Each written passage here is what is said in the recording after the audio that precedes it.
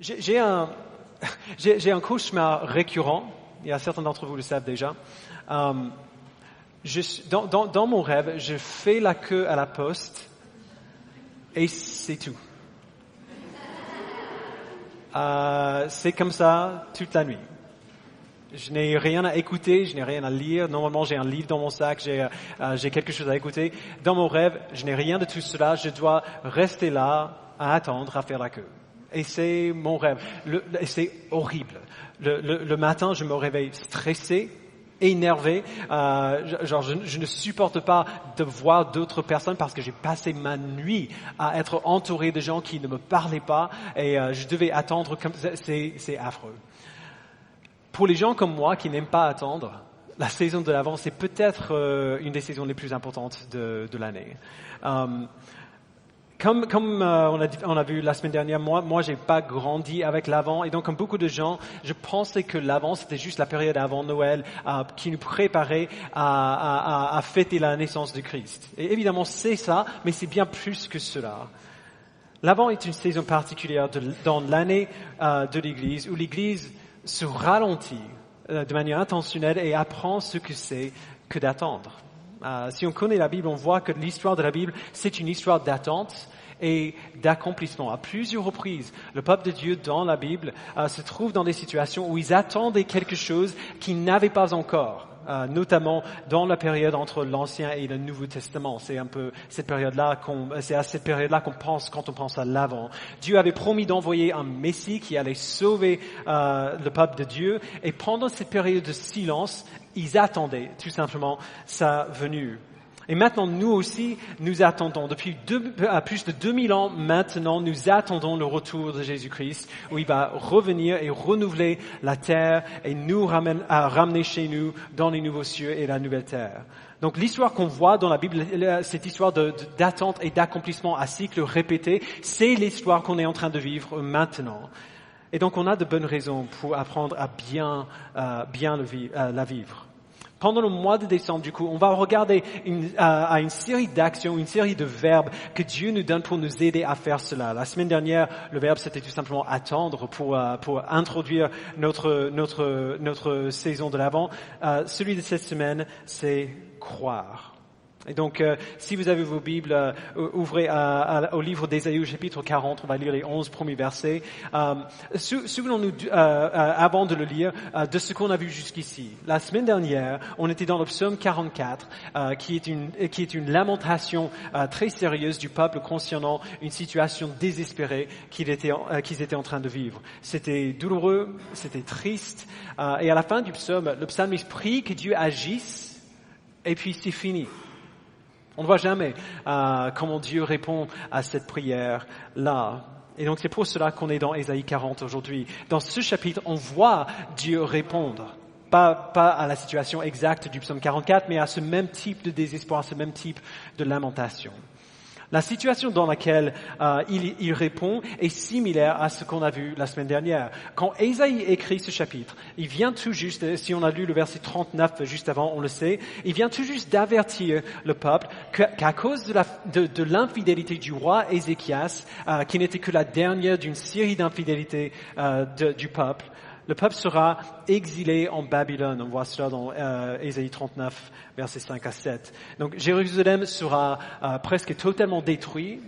Le peuple d'Israël sera déporté pour vivre en prisonnier dans un pays étranger. Et donc au chapitre 40, même s'il a été écrit avant l'exil en Babylone, il était destiné à être un encouragement pour le peuple pendant l'exil, pendant cet exil-là. Alors du coup, mettons-nous juste un instant dans leur peau. Ils sont loin de leur pays. L'exil a dévasté le peuple. Ils sont loin de chez eux.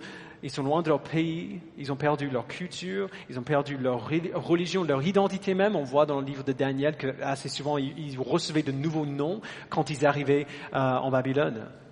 Ils étaient loin du temple à Jérusalem qui était saccagé et détruit. Si jamais il y avait une situation qui pourrait provoquer le genre de désespoir et le genre de lamentation qu'on a vu la semaine dernière, c'est bien celle-ci. Donc la question que tout le monde se pose aurait été, genre, jusqu'à quand est-ce que ça va durer ? Est-ce que Dieu nous a abandonnés? Quand est-ce qu'il va revenir nous sauver? Est-ce qu'il va revenir nous sauver? Est-ce qu'on sera laissé là pendant l'éternité? Et dans la parole que Dieu donne par son prophète Ésaïe, Dieu répond à ce désespoir dans l'exil. Par le prophète, le peuple reçoit la force dont ils ont besoin pour croire qu'ils n'attendront pas pour toujours, mais que Dieu arrive. Et c'est par cela qu'il commence au verset 1. Donc on va le lire petit à petit. Disons ensemble, verset 1. Consolez, consolez mon peuple, dit votre Dieu. Parlez au cœur de Jérusalem. Alors arrêtons là juste un instant. Essayons de ressentir le ton de ce qu'il dit. Quand on devient parent, on apprend. Moi, je suis pas nécessairement quelqu'un de naturellement empathique. Je suis sympa, mais bon, l'empathie, c'est quelque chose pour lequel je dois travailler. Disons-le comme ça. Quand on devient parent, on apprend l'empathie d'une manière assez particulière. Il y a des blessures que nos enfants souffrent, c'est la vie. La plupart du temps, quand ils sont petits, leur souffrance est presque toujours physique. Ils se font piquer chez le médecin, ils pleurent. Ils tombent par terre, ils pleurent. Ils se tapent le doigt, ils pleurent. Voilà, ils ont les dents qui sortent, ils pleurent. C'est jamais marrant, mais au moins on sait ce que c'est. On n'est pas stressé par cela, on n'est pas peur de cela.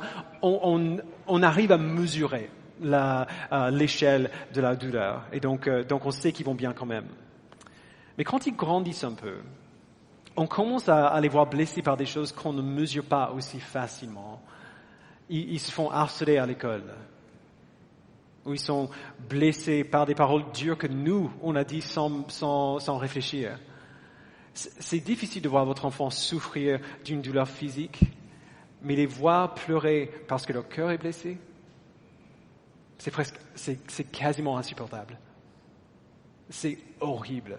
Tout ce qu'on a envie de faire dans ces moments-là, c'est de les prendre dans nos bras et dire ça va aller. Je t'aime mon grand, ça va aller. Je te promets, je suis là, tu n'es pas tout seul à supporter ça, je suis désolé, mais ça ne va pas durer. Je t'aime et je suis là. Il faut qu'on voit que depuis le début de ce passage, le premier verset, c'est ça que Dieu ressent pour son peuple. C'est ça qu'il ressent pour la douleur de son peuple. Il voit leur douleur, il voit leur désespoir, et même si c'est leur propre péché qui les ont placés dans cette situation-là, il a de la compassion pour eux et il veut les réconforter. Et donc il n'envoie pas simplement Ésaïe le faire pour lui, il ordonne à de multiples voix figuratives d'annoncer sa consolation au peuple. Le Saint-Esprit inspire Ésaïe à écrire ce mot pour que le peuple sache que Dieu vous console. Comme il dit, il parle à votre cœur. Il vous rassure, tout ira bien. C'est ça le ton du passage. C'est un cadeau merveilleux qu'il lui donne. Et le réconfort qu'il envoie à son peuple n'est pas sans contenu. Ce n'est pas juste un « oh, c'est pas grave, ça va aller ». Ils s'enracinent dans la réalité que leur douleur va bientôt prendre fin. Verset 2 encore. Il dit, parlez au cœur de Jérusalem. Criez-lui que sa période de combat est terminée, que sa faute est expiée, qu'elle a reçu de l'Éternel le salaire de tous ses péchés. Alors le peuple se trouve dans cette situation horrible, exilé en Babylone, loin de chez eux, du temple de leur Dieu, mais Dieu dit à Ésaïe d'annoncer leur consolation. Pourquoi? Parce que sa discipline divine est terminée. Il les a pardonnés. Leur faute est expiée. Remarquez bien qu'il parle au passé. Il dit le combat est terminé. Votre faute est expiée. On dirait que ce ne soit pas le cas parce qu'ils sont encore là. Ils sont encore en Babylone, ils sont encore sous le joug de cet ennemi étranger, ils sont encore dans le combat. Ils sont encore en train de se faire punir pour leur infidélité, on dirait. Alors ça peut être difficile pour nous de comprendre cela si on vit en Occident au XXIe siècle, mais les gens qui ont lu ces paroles au début auraient bien compris ce qu'il voulait dire. C'est une pratique commune dans les écrits de l'Ancien Testament et même parfois dans le Nouveau, de parler au temps passé de quelque chose qui se passerait au futur. Et il parlait ainsi pour montrer à quel point leur assurance que ces choses se passeraient était solide. La fin de leur combat, la fin de leur punition était absolument certaine. Tellement certaine que Dieu peut en parler comme si c'était déjà fait. C'est déjà accompli, c'est déjà fini. C'est assuré. Le peuple se trouvait dans un désert qu'eux-mêmes avaient fabriqué, un désert dans lequel leur identité nationale et leur santé et leur provision étaient absentes. Mais c'est dans ce désert-là que Dieu envoie cette voix pour dire au peuple que leur secours est tellement assuré qu'on peut dire que c'est déjà fait. Et après, il change un peu d'image pour dire en fait, le secours est assuré, votre combat est terminé, votre secours arrive. Dieu est en route et il vous délivrera. Verset 3. Une voix crie dans le désert. Préparez le chemin de l'Éternel. Faites une route bien droite pour notre Dieu dans des endroits arides. Toute vallée sera comblée, toute montagne et toute colline abaissée. Ce qui est tortueux sera redressé et les endroits rocailleux aplanis. Alors évidemment, c'est une image. D'un côté, on a Dieu qui vient au secours de son peuple. De l'autre côté, on a le peuple qui attend l'arrivée de Dieu. Et entre les deux, on a le chemin le plus difficile qu'on peut imaginer. Plein de trous et de bosses et de déviations. Et l'image qu'il donne ici, c'est l'image de Dieu qui dit à la route de se rendre facile. De s'aplatir, de devenir tout lisse. C'est la différence entre faire du VTT dans la forêt et conduire sur une route qui vient tout juste d'être pavée. Ce qu'il dit, c'est Dieu vient et il vient vite. Il n'y a aucun obstacle qui va l'arrêter ou le retarder. Et puis il dit ce qui va se passer une fois que Dieu arrivera. Verset 5. Alors la gloire de l'Éternel sera révélée et au même instant tout homme la verra. C'est ça qu'ils attendent. Ils n'attendent que ça depuis le début de leur exil. Ce terme gloire, quand il dit la gloire de l'Éternel sera révélée, ce terme gloire peut être un peu difficile à définir. Quand la Bible parle de la gloire de Dieu, elle parle de tout ce que Dieu est. Tous ses attributs divins, donc sa puissance, son éternité, sa sagesse, sa connaissance, son amour, sa colère, tout ce qu'il est, tous ses attributs rendus visibles. Quand on voit les attributs de Dieu, on voit sa gloire.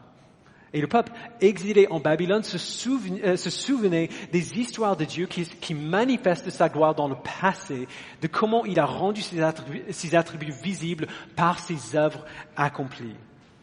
On l'a vu dimanche dernier, les histoires de la fidélité de Dieu étaient racontées de génération en génération pour le peuple de Dieu.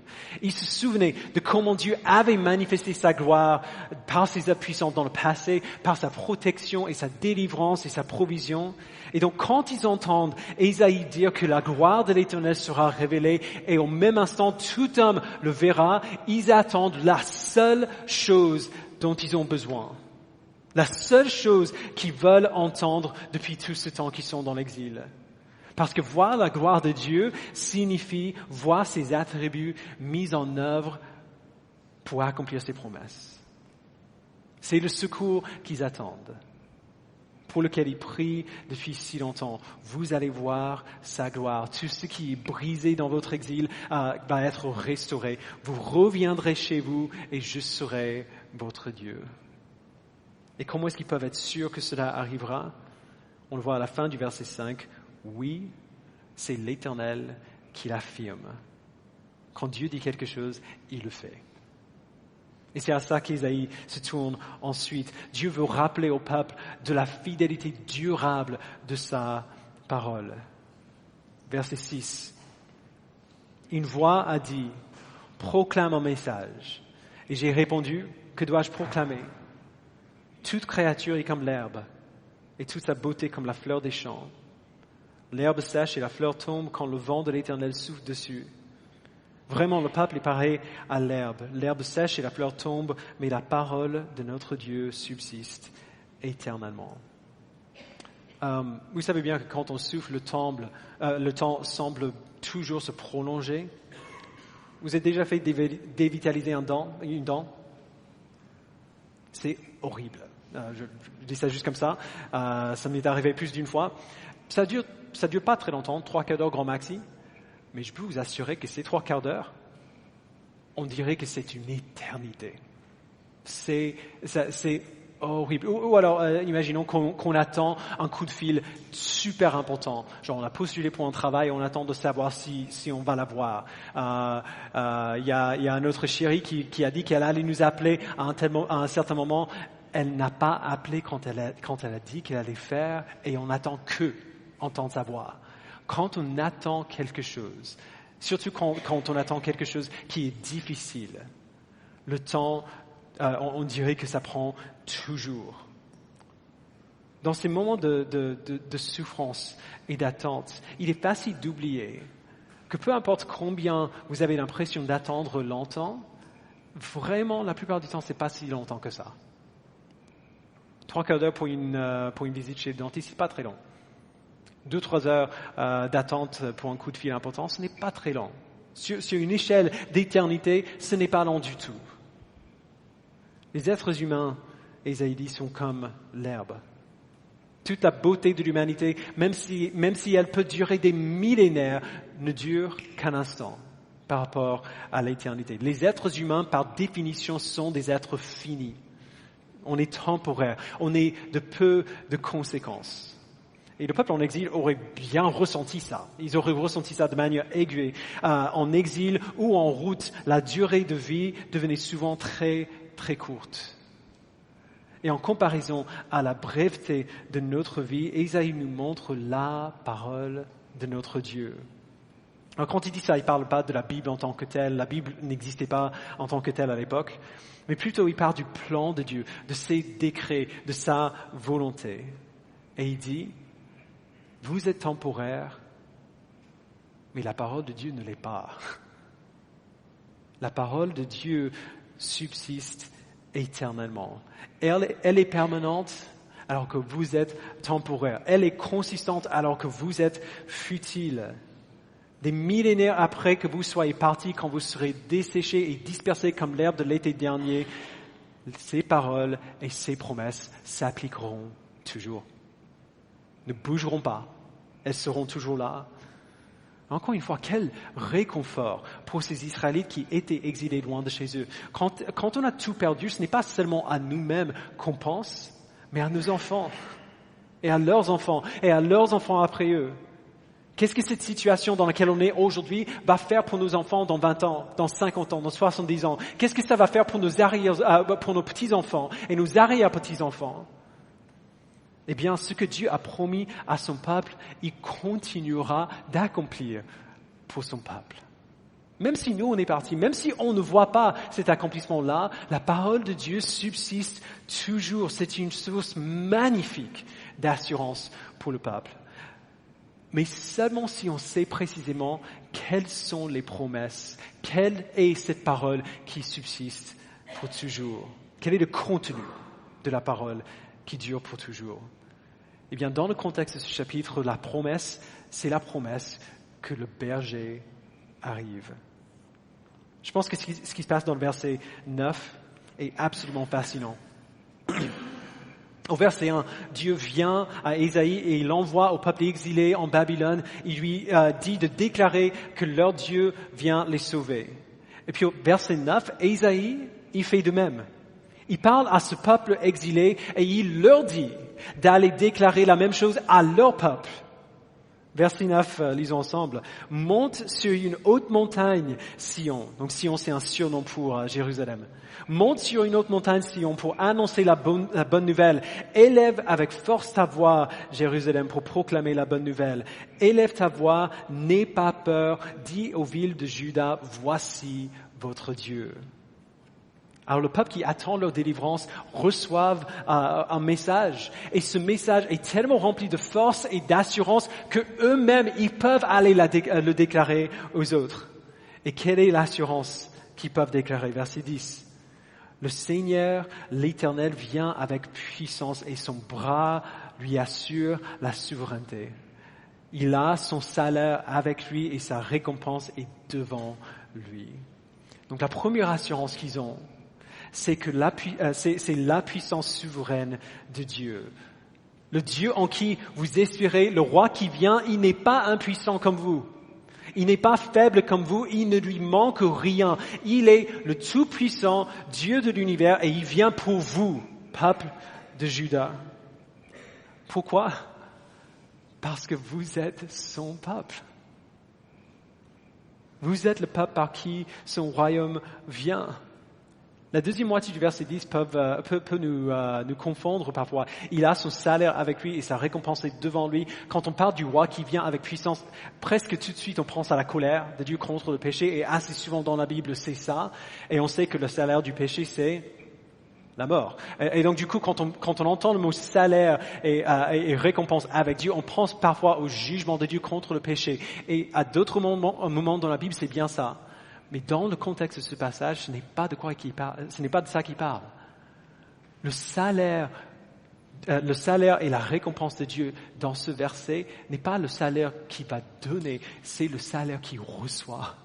C'est son salaire, c'est sa récompense de la victoire qu'il va gagner contre ses ennemis. Et quel est son salaire? Quelle est la récompense de Dieu pour sa victoire? C'est son peuple. C'est son peuple. Sauvé et racheté par son œuvre puissante. La récompense, le salaire que Dieu reçoit pour sa victoire contre ses ennemis, c'est le peuple qui délivre, c'est le peuple eux-mêmes. On l'a vu la semaine dernière dans le psaume 44, Dieu prend plaisir en son peuple, il aime son peuple. Son peuple délivré de l'esclavage par sa puissance et par sa force, ce peuple-là est son trésor. Alors Dieu arrive avec toute la force de sa souveraineté derrière lui, déterminé à agir parce que son peuple est en esclavage et il va les délivrer. Il ne va pas laisser cette situation durer plus longtemps. Comment est-ce qu'ils peuvent encore être effrayés après avoir reçu une telle assurance de la bouche de Dieu? Il viendra et il viendra avec force. Et quand il viendra, il dit, verset 11, pareil à un berger, il s'occupera de son troupeau. Il prendra les agneaux dans ses bras et les portera contre sa poitrine. Il conduira les brebis qui allaitent. Et voilà leur deuxième assurance. Ce Dieu libérateur et fort, ce Dieu puissant qui arrive avec force envers vous, le peuple, il agit avec tendresse. Tout comme on a vu au verset 1, il agit en consolant son peuple. Cette image du berger ne nous parle pas nécessairement aujourd'hui. Il n'y a pas beaucoup de brebis à Paris. On ne voit pas énormément de bergers qui prennent soin de leurs brebis dans la ville. Mais c'est une image fréquente dans la Bible. Les agneaux ne peuvent pas faire grand-chose pour eux-mêmes. Ils sont petits, ils ne sont pas particulièrement puissants. Si vous avez vu un agneau, vous savez que probablement vous pourrez le battre dans une bagarre. Un agneau n'est pas nécessairement très fort. Ils ont besoin de la supervision constante de leur berger. Et une des marques du berger qu'on voit dans la Bible, c'est sa tendresse. Puisque les agneaux sont petits, puisqu'ils sont faibles, le berger vient comme une force de protection et d'assurance pour ce petit animal. Il porte ces faibles créatures dans ses bras quand ils ne peuvent pas aller plus loin et il les guide avec son bâton quand ils sont perdus. Le message ici, c'est que le réconfort que Dieu dit à Ésaïe de proclamer à son peuple, Dieu arrive et il va donner ce réconfort à son peuple. Ce n'est pas Ésaïe qui va prendre soin du peuple, c'est Dieu lui-même qui arrive en tant que berger et qui va prendre soin de ses brebis. Il est important de voir la complexité de l'image que ce passage nous donne de Dieu et comment sa complexité est rassurante. Dieu vient à son peuple comme un tendre berger, mais aussi comme un roi conquérant qui vient les secourir de leurs ennemis de manière miraculeuse. C'est un tendre berger et un roi conquérant, mais aussi un roi qui pourvoit aux besoins de son peuple, qui leur donne la chose qu'ils attendent depuis tout ce temps, une vision de sa gloire, l'accomplissement de ses promesses. Et donc il faut se souvenir qu'à ce moment dans l'histoire, quand le peuple reçoit ces paroles, toutes ces choses ne sont pas encore arrivées. Le berger n'est pas encore venu. Leur situation n'a pas changé. Le peuple est toujours en exil en Babylone. quand ils lisent ces paroles, ils sont toujours dans la même situation dans laquelle ils se trouvaient avant. Mais savoir que Dieu vient, savoir qu'il arrive, leur donne la force qu'il leur faut pour attendre avec patience et pour attendre calmement, dans un certain sens. Notre fille Zadie, la plupart d'entre vous la connaissez, elle a 18 mois. Elle ne dort pas très bien. Elle dort très mal en fait, la plupart des nuits. Depuis 2 nuits, elle dort bien. Mais en règle générale, presque chaque nuit, soit elle fait un cauchemar, soit elle se réveille dans sa chambre, elle s'assoit, elle regarde autour, elle voit qu'on n'est pas là et elle a peur. Et donc qu'est-ce qu'elle fait? Elle fait ce que les bébés font, elle hurle. Elle crie. Elle crie, elle hurle pour attirer notre attention.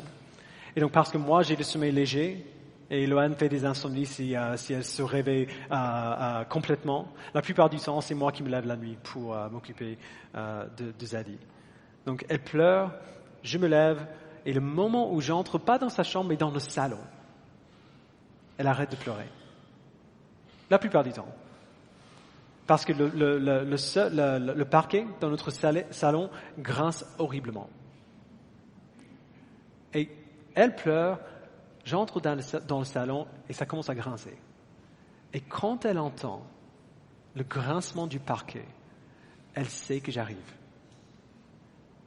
Et elle arrête de pleurer. Alors, je ne suis pas là encore. Je ne suis pas encore dans sa chambre. Je ne l'ai pas encore dans mes bras. Mais elle sait que je suis juste à l'extérieur. Elle sait que j'arrive. Ma main, je suis presque à la porte. Et le simple fait de savoir que j'arrive, que je serai là dans quelques instants, suffit pour la calmer. Et si jamais je m'arrête avant sa porte pour voir si elle va continuer de pleurer, si j'arrête et elle voit que je n'entre pas, elle commence à pleurer de nouveau.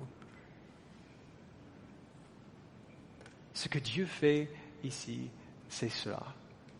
Il dit à son peuple, par le prophète Ésaïe, « J'arrive, n'ayez pas peur.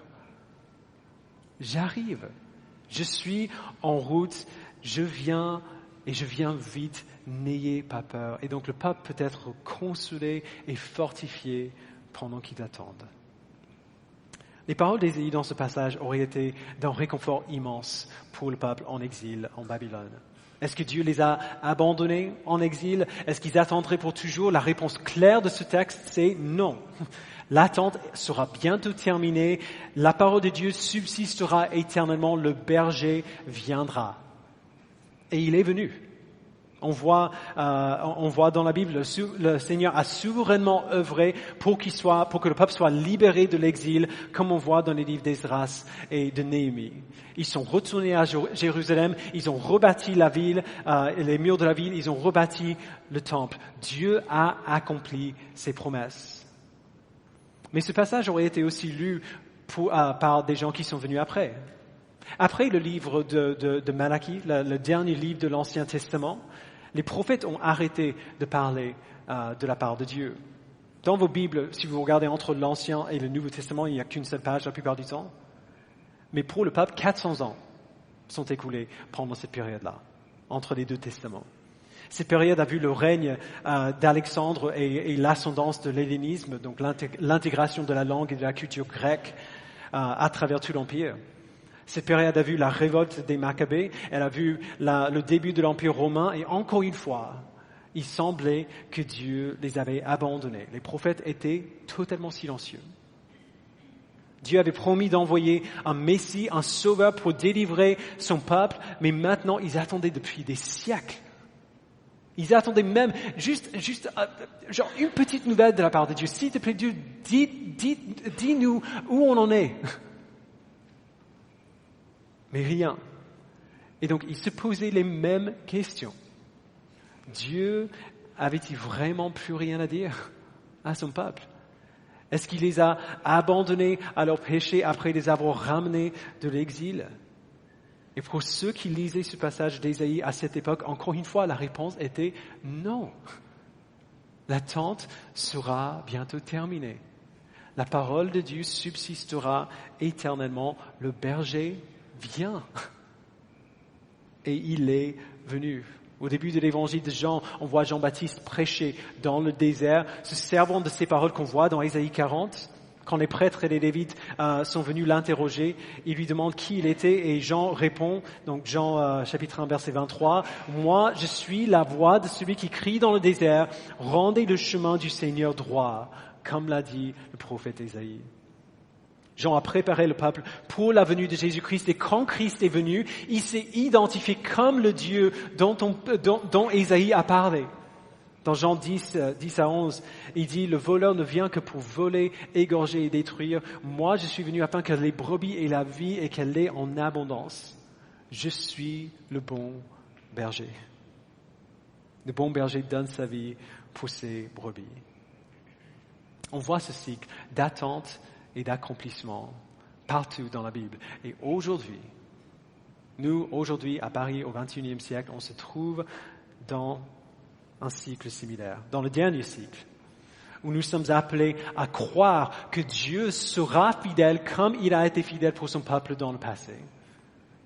Christ a vécu, il est mort, il est ressuscité. Grâce à son œuvre accomplie, le réconfort que Dieu donne à Israël dans ce passage nous a déjà été donné. Nos fautes sont expiées en Christ. Christ a reçu de la main de Dieu toute la punition de nos péchés. Après la résurrection, il est monté à la droite du Père et il a promis qu'un jour, il reviendrait. Le Seigneur va venir avec puissance et la récompense de sa souffrance sera son peuple, racheté par son sang. Tous les hommes, pas seulement les Israélites, mais toute l'humanité verra la gloire de Dieu. C'est ce jour-là que nous désirons. C'est ce jour-là que nous attendons. Et il est super important de le préciser. De préciser que c'est ce jour-là que nous attendons. Quand on parle de cette attente pendant l'Avent, on parle de l'attente du retour de Christ, pas une attente généralisée. Il est très important de le préciser parce que si on n'est pas spécifique concernant ce qu'on attend, on peut, sans faire exprès, adopter une mentalité qui dit qu'on n'a pas quelque chose que Dieu dit qu'on a. On peut passer tout notre temps à attendre des choses qu'on a déjà. À dire pourquoi, où es-tu Seigneur, alors que tu es juste devant nous, hey, je suis là. On comprend que son retour est une bonne chose, mais quand on parle du retour de Christ et comment Christ pourrait revenir à n'importe quel instant, ça peut rendre les gens un peu nerveux. Je dis ça à titre d'exemple. Ça peut rendre les gens un peu inquiets. On voit que son retour est une bonne chose qu'on devrait souhaiter. C'est ça qu'on a parlé dans le groupe de communauté et on comprend intellectuellement, mais en même temps, il y a quand même beaucoup de choses qu'on veut faire dans nos vies chrétiennes avant qu'il vienne, avant qu'il revienne. On ne pense pas qu'on est là où on devrait être dans nos vies avec Christ. On n'a pas encore progressé dans la sainteté comme on aimerait. On ne peut pas encore dire que Christ est vraiment tout pour nous. Et on veut pouvoir dire ces choses avant qu'il vienne parce qu'on a un peu peur pour une raison peut-être qu'on ignore de ce qui se passera si jamais on ne réussit pas à progresser comme il faut avant son retour. On veut qu'il prenne son temps pour nous donner le temps qu'il nous faut pour grandir avant son retour. Alors, écoutez bien les amis, la seule chose que vous apportez à cette table, c'est la foi que Christ vous a donnée. La seule chose que vous avez à contribuer, c'est la foi que Dieu vous a donnée. Et cette foi, vous l'avez déjà. Vous n'attendez pas. Vous n'avez pas besoin d'attendre la foi en Christ. Si vous l'avez, vous l'avez.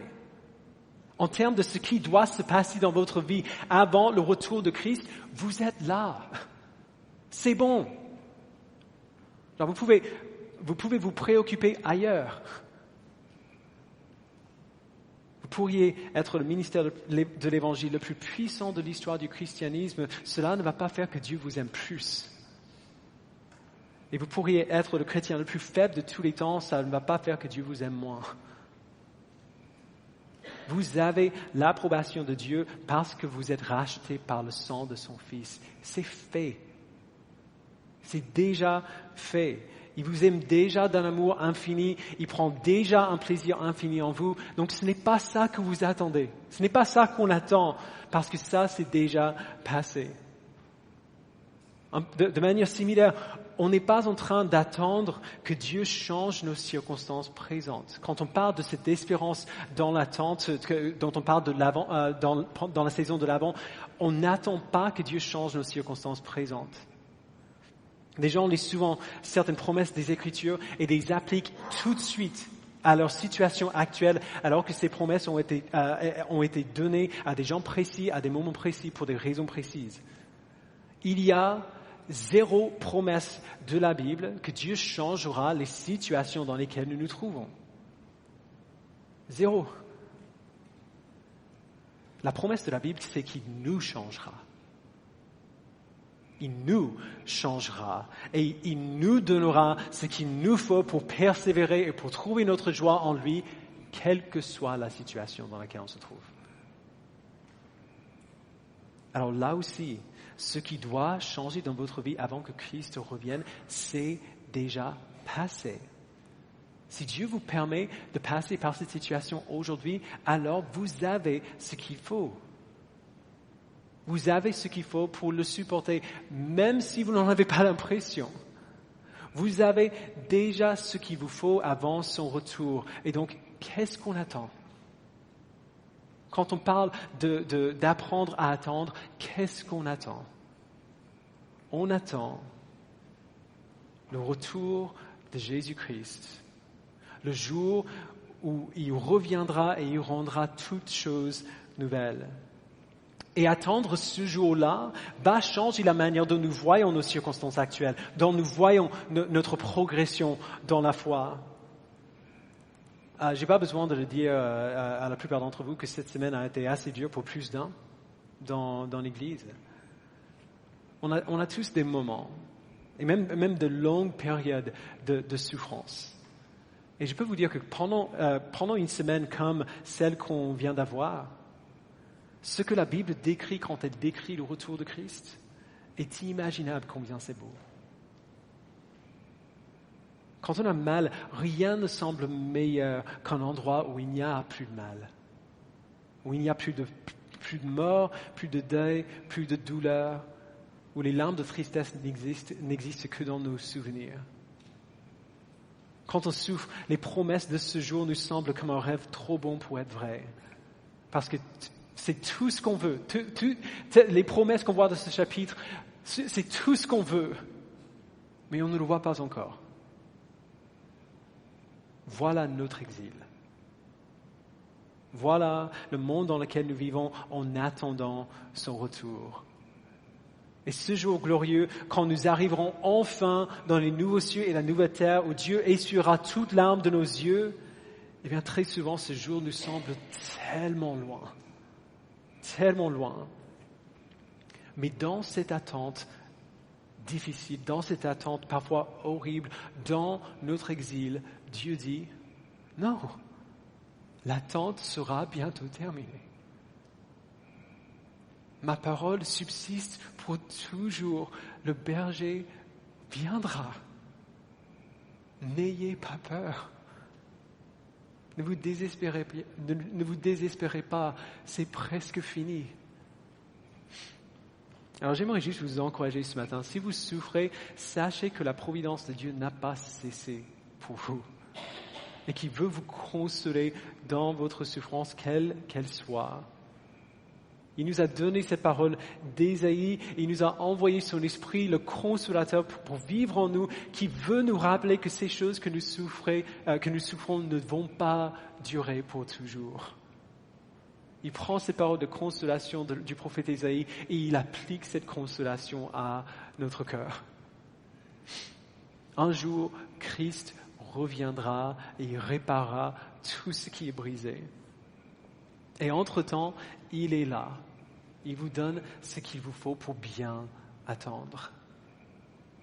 Si vous luttez contre le péché, et vous êtes frustré de voir combien votre progrès dans la sainteté est lent, Dieu veut que vous voyiez que ses promesses sont bien plus fortes que le péché avec lequel vous luttez. Ésaïe parle de la nature temporaire de l'homme, toute créature comme l'herbe et toute sa beauté comme la fleur des champs. La bonne nouvelle là, c'est que... J'ai perdu. La bonne nouvelle là, c'est que notre péché est tout aussi inconsistant, tout aussi temporaire que nous. Notre péché meurt avec nous. Genre, dans les faits, nous ne pourrons plus pécher une fois qu'on est mort. Notre péché est totalement impuissant contre les promesses de Dieu. Comme l'herbe, comme la fleur des champs, comme nous-mêmes, il sèche et il tombe quand le vent de l'Éternel souffle dessus. Vos péchés ne sont pas une menace au plan de Dieu. Peu importe combien vos luttes vous semblent énormes, elles ne vont pas durer.